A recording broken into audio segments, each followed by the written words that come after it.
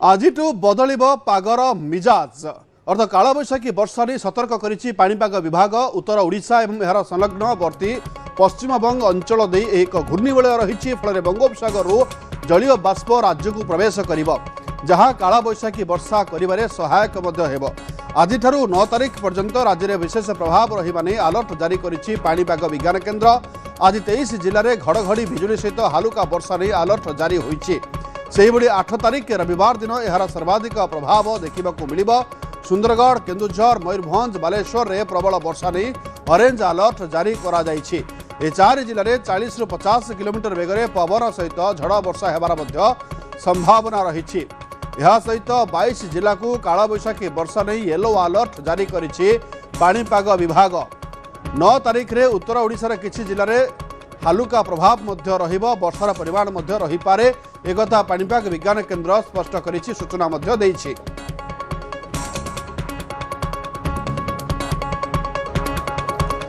आजिठु पागर मिजाज मध्य बदलिब एवं यार प्रभाव रे किछि जिल्ला मध्य कालबैशाखी वर्षा होबार संभावना रहिछि। एने सतर्क करिछि पाणीपाग विभाग। विशेषकर उत्तर ओडिशा कथा कहतु बा यार संलग्नवर्ती पश्चिमबंग अंचल देई एक घूर्णिबलय रहिछि, जार प्रभाव रे वर्षा मध्य होई पारे। केवल वर्षा नुहे कालबैशाखी वर्षा नहीं मध्य सतर्क सूचना जारी करिछि पाणीपाग विभाग। बंगोपसागर जलीय बाष्प राज्य को प्रवेश करिबो, जहाँ कालबैशाखी वर्षा करिबारे सहायक मध्य हेबो। आजि ठारू 9 तारिख पर्यंत पाखापाखि 3 दिन धरी कहिबा ताहले एही वर्षा रही पारे एवं राज्य में विशेष प्रभाव रहिबानी अलर्ट जारी करिछि पाणीपाग विज्ञान केन्द्र। आज 23 जिल्ला रे घड़घड़ी बिजुली सहित हालुका वर्षा नहीं मध्य अलर्ट जारी करा जायछि। अधिक सूचना पाई निरुपमा बेहरा जोड़ी होइछन्ते फोन लाइन रे। निरुपमा, जो कालबैशाखी वर्षा कथा अलर्ट करिछि पाणीपाग विज्ञान केन्द्र, विशेषकर केउं केउं जिल्ला रे कालबैशाखी वर्षा हेबार संभावना रहिछि, पूरा अपडेट जानिबाकु चाहिबो आपनक ठारू। देखंतु लक्ष्मी, कालबैशाखी वर्षा कथा जदि आमे कहिबा, उत्तर ओडिशा एवं उत्तर उपकूल ओडिशा को हाई अलर्ट जारी करिछि पाणीपाग विज्ञान केन्द्र।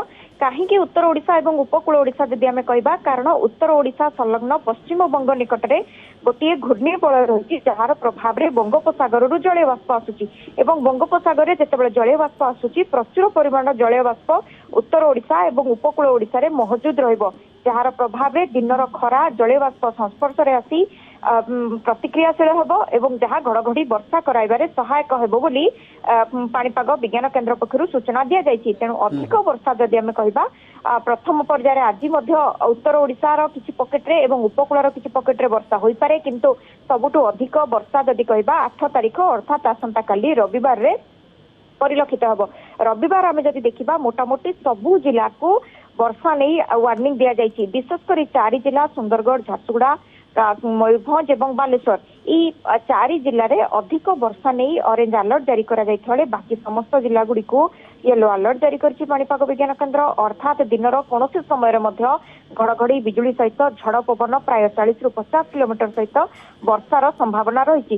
तेणु जोठी वर्षा हबो, किछि पॉकेट रे हालुका, किछि पॉकेट रे मध्यम धरण वर्षा सहित किछि स्थान रे कुआपत्थर वर्षार संभावना मध्य आमे जदि आशा करि परिबा। कारण कालबैशाखी वर्षा साधारणतः श्रावण मास बा वर्षा दिन वर्षा भली होई न थाए, जेते बेले आसे हठात आकाश रे कलाहांडिया बादल छाई जिबा सहित घड़घड़ी बिजुली सहित अकस्मात वर्षा आसे, जहाँ अधिक क्षति कराई थाए। तेणु बारंबार लोकों को एने सतर्क करा जाउछि।